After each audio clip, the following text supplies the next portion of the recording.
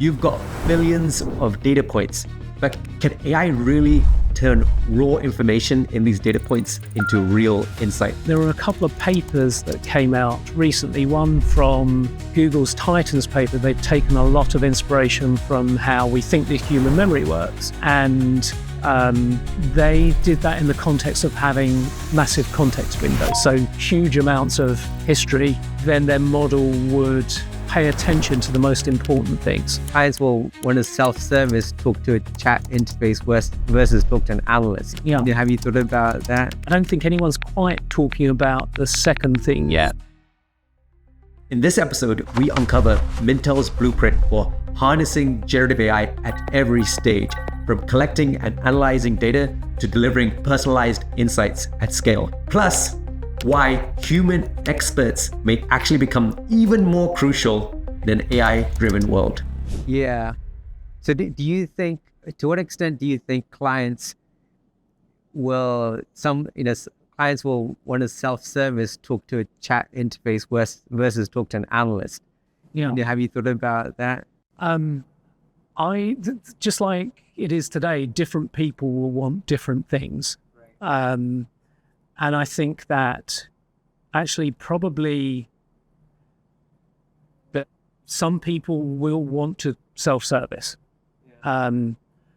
At the moment, a lot of requests come in via email and our people deal with them and give answers to our clients. I don't think any of that's going to go away. I think some people want to talk to people, some people want to self-service by talking to an AI. Some people want to use the tools themselves and manipulate the data. I think you'll still have the range of different user types and use cases, but no. At the moment, clients get the most out of their interactions with us when they talk to people, and I don't think that's going to change. And so at the moment, we don't have enough time to talk to as many clients as we'd want to, so and to help them out directly. You're making me think, actually, because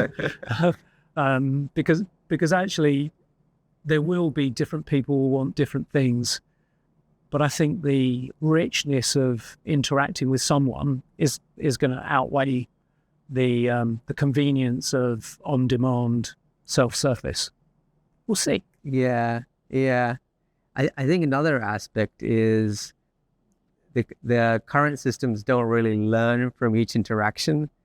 Which is again part of the memory thing, but it's more than just the facts. It's like improving almost the prompt that goes in with each interaction. Yes, I think you're totally right. ChatGPT tried to do some of it. They've got a memory that can that remembers certain facts and can personalize your experience.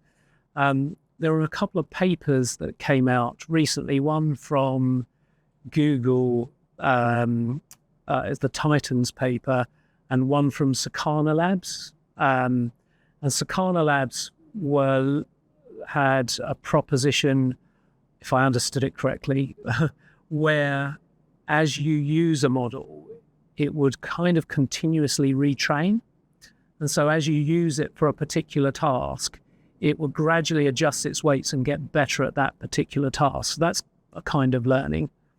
And then Google's Titans paper, they've taken a lot of inspiration from how we think the human memory works.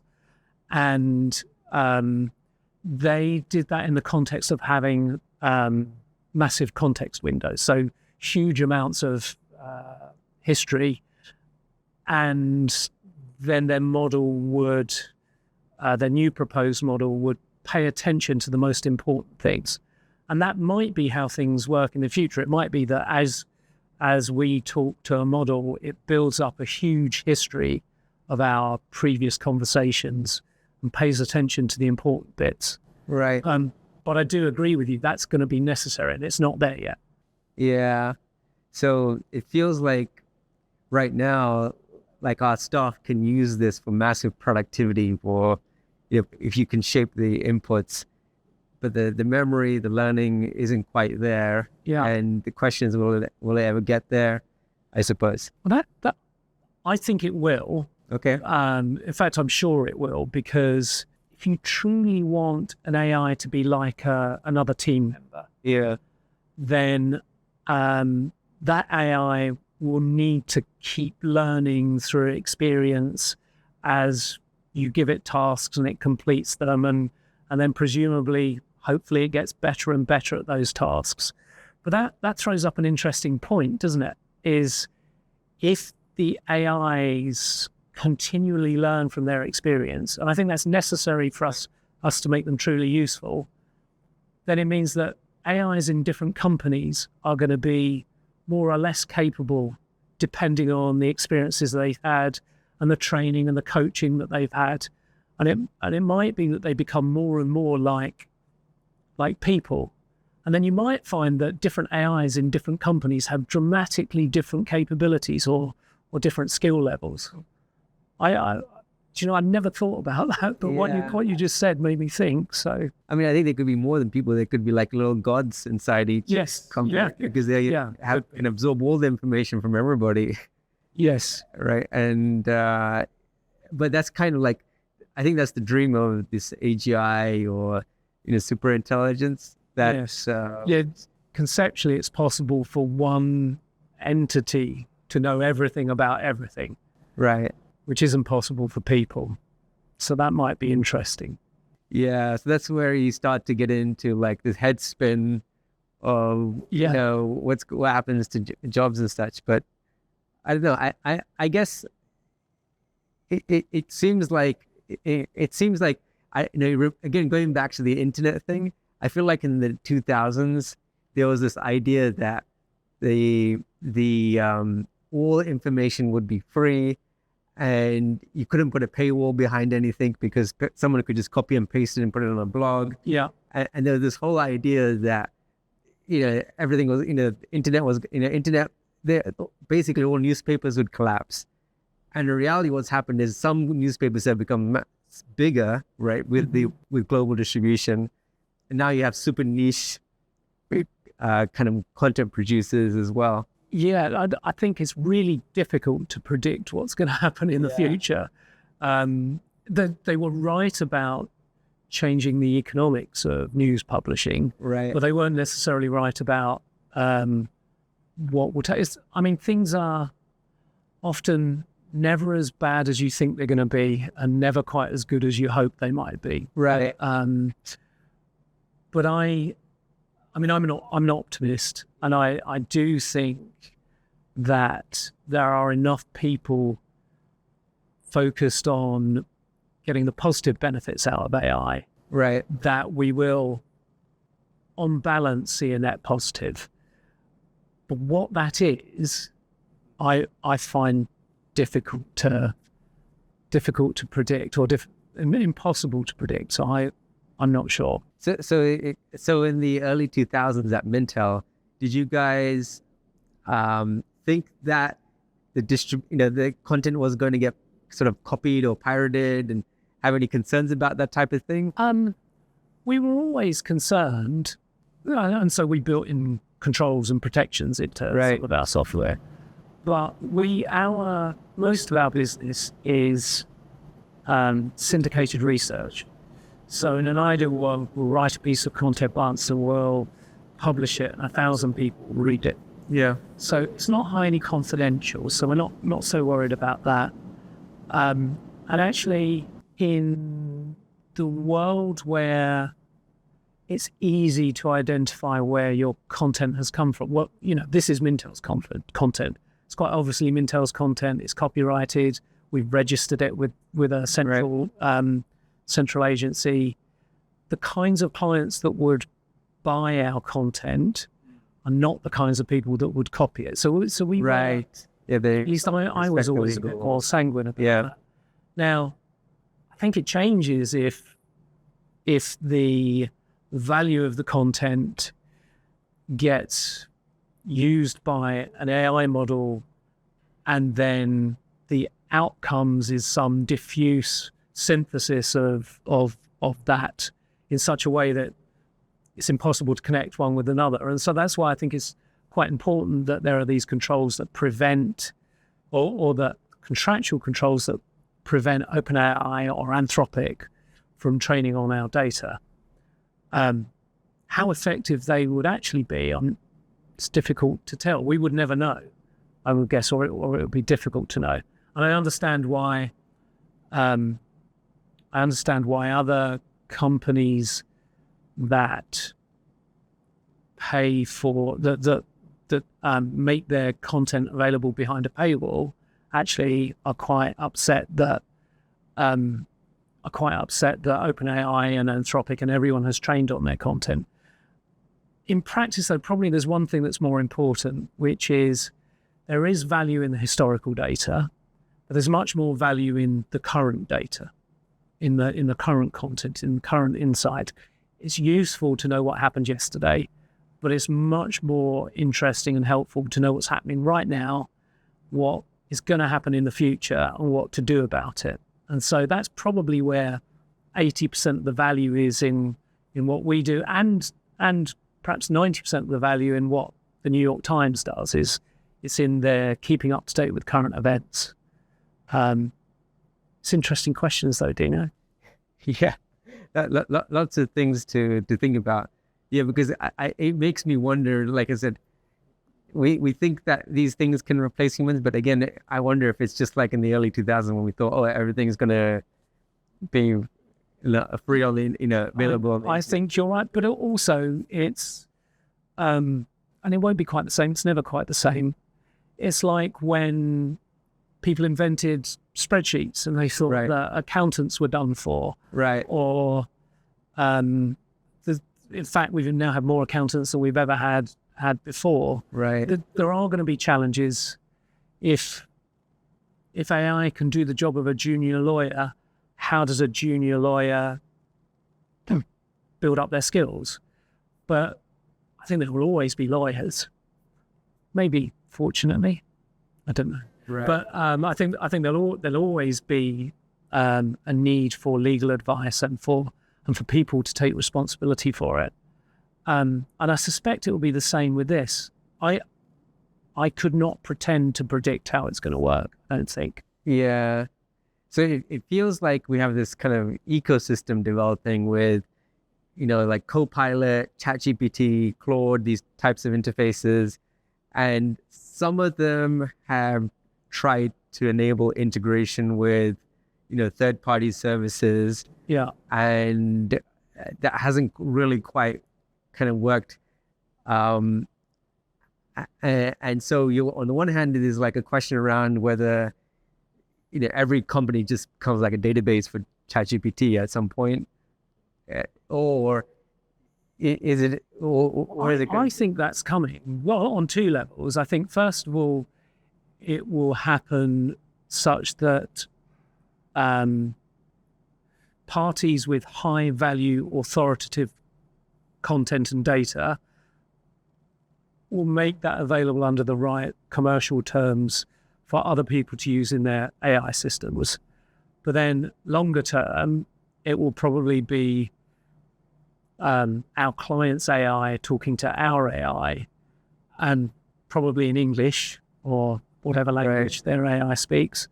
And then our AI will do some work on behalf of that client and give them the answers. I think that will come. But have you seen? We're looking at the first part of that right now, about an API designed for AIs to consume so that they can take our content and data. We're investigating that right now. I don't think anyone's quite talking about the second thing yet, but there are some speculative ideas about it.